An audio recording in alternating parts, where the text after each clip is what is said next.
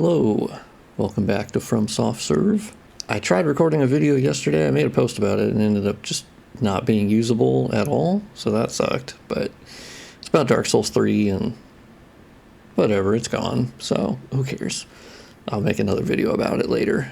But here we are in Dark Souls 1, back on my Dark Souls Re-Remastered bullshit. And so it was kind of like yesterday, I was like, you know what? I guess I'll work on the catacombs a little bit. And so I started upscaling some textures and generating new normal maps for funsies, because why not? And that texture has not gotten touched yet. I basically went through just one of the TPF files. Ooh, I feel like some shit loaded in. Is that some shit loading in? I think so. Maybe. The catacombs is probably one of my least favorite places to work on in terms of just, is it easy to traverse the area? No. No, it is not. Also, I'm recording this in 4K for the first time because I found out I can run the game in 4K just fine. And once I realized that, I was like, oh, okay. I guess I'll just record in 4K too. Like, I can't do that for Dark Souls 3 and some of the other ones, but for Dark Souls 1, recording in 4K is perfectly fine, so I feel like that will let the stuff stand out on its own, and you get probably the best view possible at the added detail and normal maps, and it kind of lets all that stuff shine. So I did some work on the catacombs. I want to get back to the okay, hold on. I do like the mod that makes every bonfire warpable in Dark Souls 1. That's a nice quality of life. I probably should use that for modding, because honestly, that would be supremely useful. Nope, wrong one. Nope, wrong one. Nope, wrong one. Okay, you know what? We're just gonna whoop. There you go. Yeah, let me use that death plane. Let's get back to the bonfire. And let's just warp, dog. Let's just warp. Is the catacombs even? Because there's the depths. Yeah, that's what I thought. Okay, so let's go to Firelink Shrine. Because I took another stab at the color balance in Firelink Shrine. Bring in some of the other colors, because it was pretty red. I think now it might be not red enough. Let me know what you think. I'm trying to balance the colors. So this is a bit of a step back towards the Prepare to Die edition. As you can see, there's definitely colors. Excuse me while I put on some goddamn armor. Which I have upscaled the Elite Knight armor. It's also one of the coolest sets of armor ever. Let's see, where's that? Elite Knight. Alright, cool. We gotta have my red head standing out. So yeah, I've been trying to, it's contrasty, and here you can see on the mountains here, you can still see sort of like the orangish, reddish vibes. There's a lot of green, because I feel like the green, there's so much greenery that's in this area. So I'm trying to balance between all the different shades of color. But the other thing I did is there's different inv-diff settings, and I switched to one that really brings out the surface detail, especially the added detail from the normal maps. Changes that I've made, and you can really see it sort of pop. So let's head towards Undead Burg, and so that's kind of the cool thing, is you can see in this big, that big wall there has a very distinct color to it, but then the Firelink Shrine area has its own distinct color, and then the mountains have their own very distinct color, and so I kind of like that there's this smorgasbord of colors, and they all get to stand out on their own.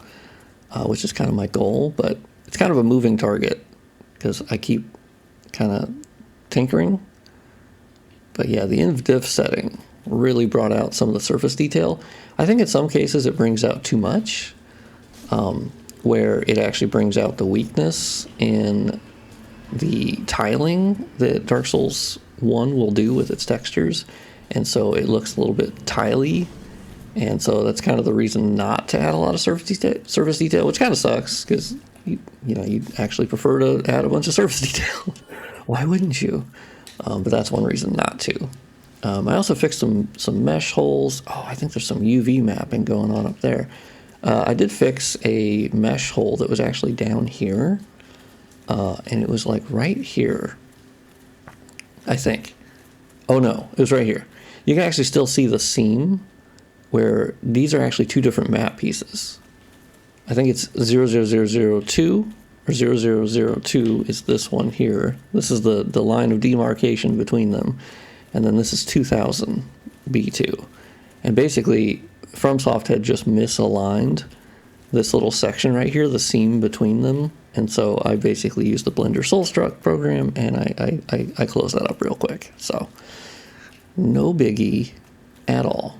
I think I might have to bring down the blue shade just a bit, just a tad. I don't know. It's such a delicate balance with Dark Souls 1. Also, bringing out the surface detail also unfortunately showed off some really not great texture work, like where you can see the seam there. This is also the normal, and also just the way the geometry is. Look how sharp this is. Luckily for me, that's easily fixable.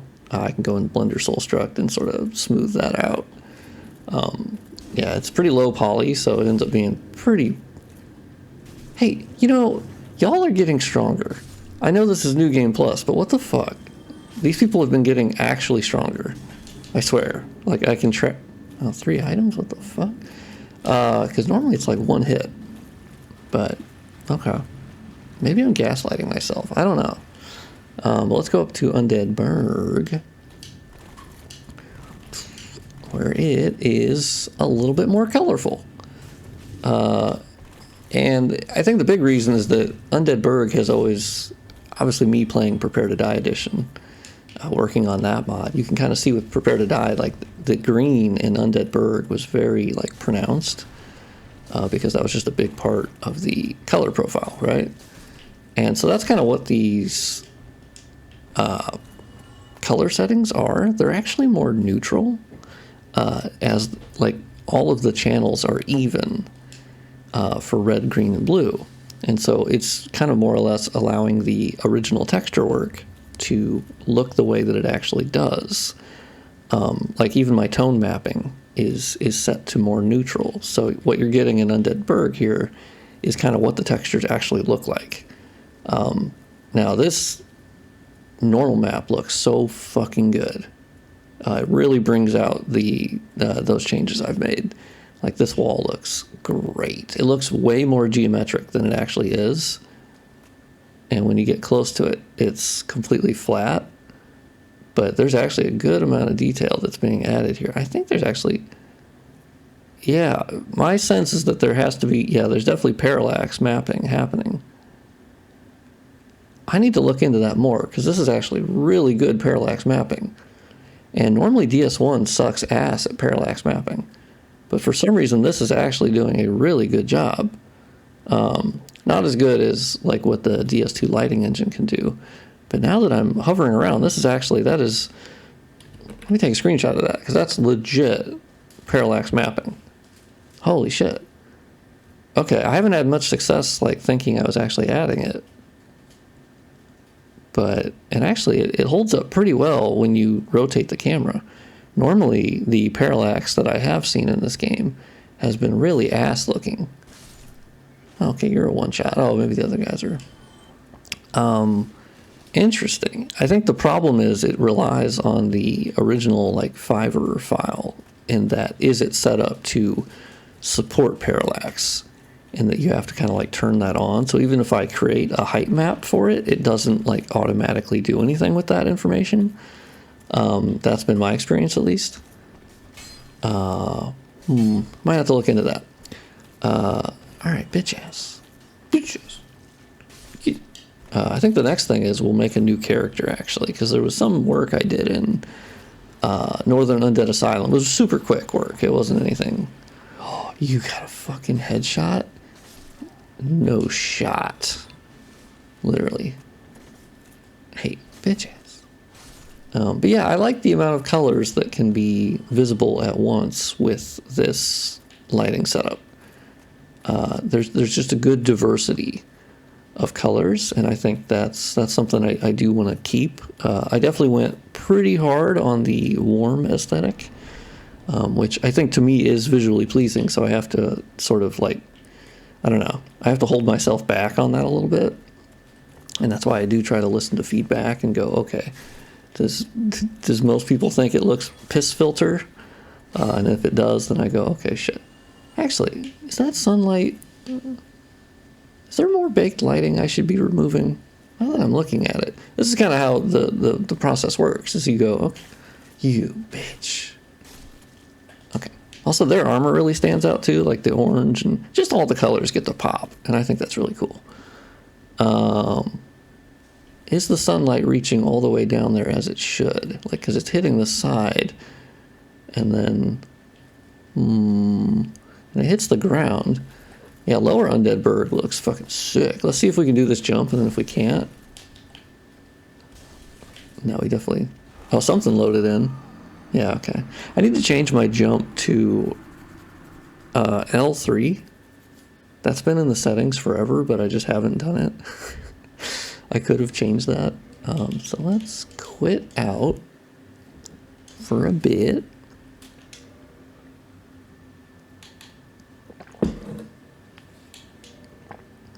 Let's make a new game here. Because my other guy, he ended up getting back to Undead Berg. Christmas. Okay. Or let's do Christmas. It's Christmas, it's not Christmas. Alright. Yeah, they're anti-aliasing. It feels like they're not actually anti-aliasing this little window here at all. You can see the jaggies left and right. That's kind of fucking weird. There must be some reason why they couldn't anti-alias. Also, there's that weird texture on top of it that's like some material. Leather? I'll have to see if I can change that. Come on, anti-alias your shit. Sorcerer, Pyromancer, Cleric. Do we go Unga Bunga? Well, the Hunter armor actually looks pretty cool. I never understood the Bandit. This looks more like Barbarian, right? I don't know. I don't get Bandit vibes from this. He's even showing Nip. Like, that's Barbarian, right? Oh, the Wanderer. That's right. I think the Wanderer ends up getting... I weirdly assign the Wanderer more with Dark Souls 2 for some reason. I think it's because it looks closer to like the starting set you get before you've even chosen anything. I don't know. But I was watching someone and they were like, oh my god, that's the Wanderer set. And in DS3, and I think they applied it to DS2, and I was like, no, it was in DS1. Don't worry about it. But there's all kinds of things like that. Alright, so I don't know if I've ever started a character in this class, to be honest. No, yes, indeed. That cutscene still looks like ass. I have yet to figure out how the cutscenes work, like really realistically. Also, the lighting in here, like the sunlight is not standing out that well. That is actually coming in here. So it might be that I have my player lantern on, because you can, like, if I get far enough away from it, you can see the sunlight better. Well, not really that well. I'll have to look into that. Yeah. So the thing I did here is I changed the point lights to basically have a larger illumination distance, because their illumination was sort of like ending here, much more on the wall itself, and then my character was getting illumination from it over here, but it didn't really like match up. So I went into the point light bank and I updated that.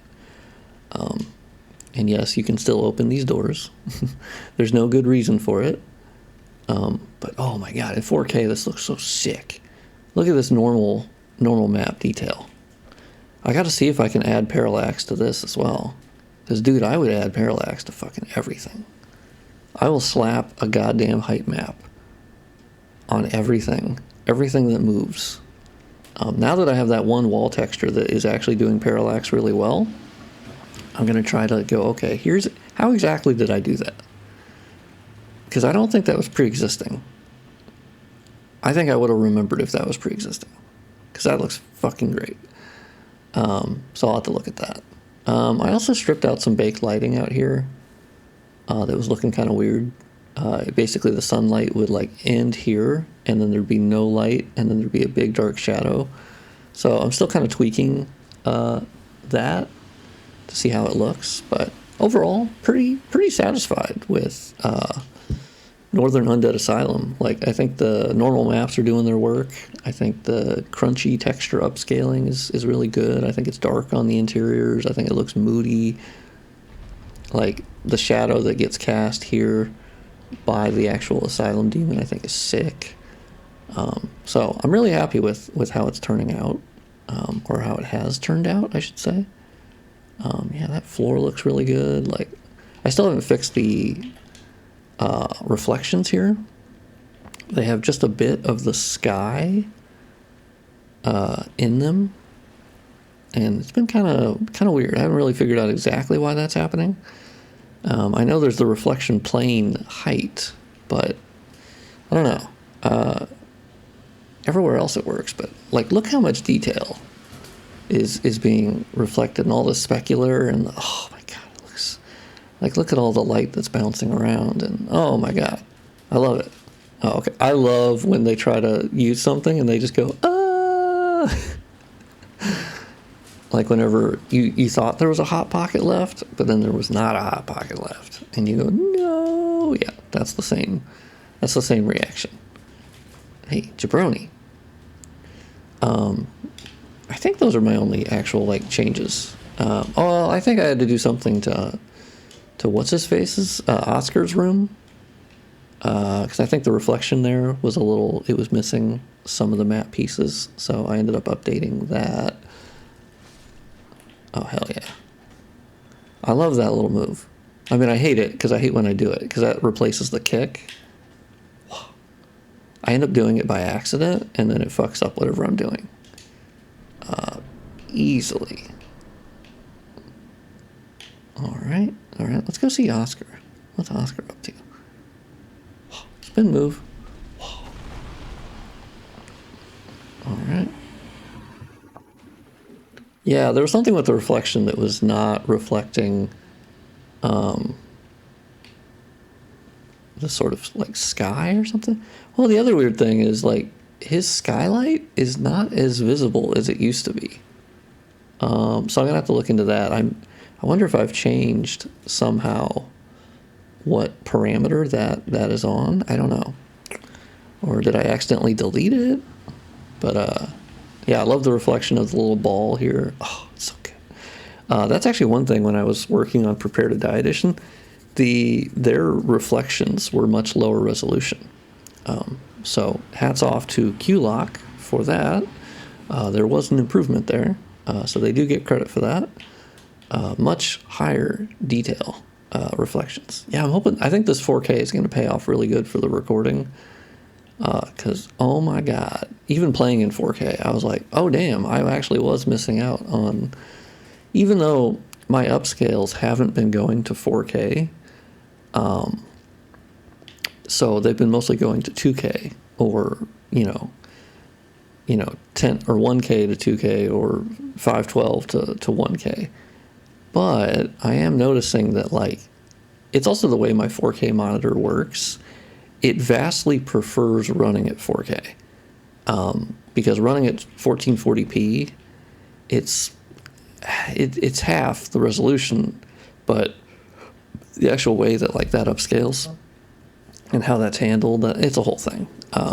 It's not like a straight upscale. Like 1080p is more like a 4x straight upscale, where 1440p is. It's a whole thing. No reason to get into that. But yeah, anyway, pretty happy with how things are looking. Hopefully you enjoyed this 4K video. I'll try to always record Dark Souls Remastered in 4K. And also, my goal is to have a new version of the mod out when this video goes live. So you should be able to download any of these changes and test them out, see if you like them, and if you don't, let me know. And also, Merry Christmas. I'm recording this on Christmas, and I will be posting this on Christmas. And yeah, hopefully you enjoy that. Thank you for watching, and I'll see you on the next one.